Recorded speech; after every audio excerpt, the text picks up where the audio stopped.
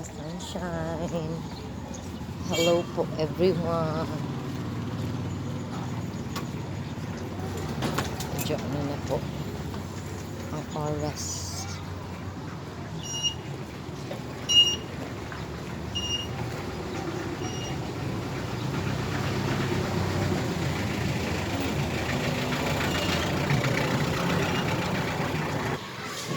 Hello mga ka-sunshine. Before po ko i-end tong video na to, I just want to leave this message to you in Ephesians 4:31 to 32.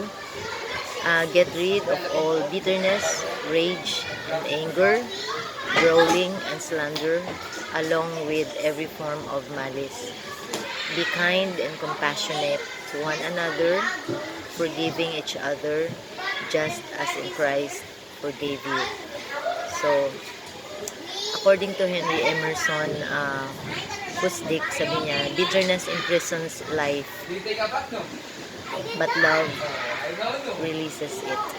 So, ayaw na i-ano ang inyong mga ka-sunshine kung naamay na experience nung kalagot sa usa ka tawo, release na. Ay nagprisuha dira sa imong huna-huna o sa imong kasing-kasing nga naman mura na maghatag nimo og kanang tawag ana kanang ma-imprison ka ana, nakakulong ka ana sa sige nimo og kanang kuan i-release.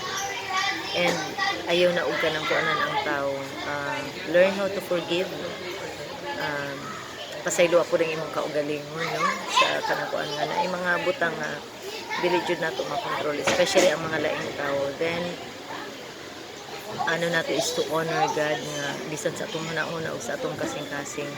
So maulang na mga ka-sunshine, nindot kay ni kung sa Bisaya ni as in masabtan kaayo. Thank you for watching and God bless everyone.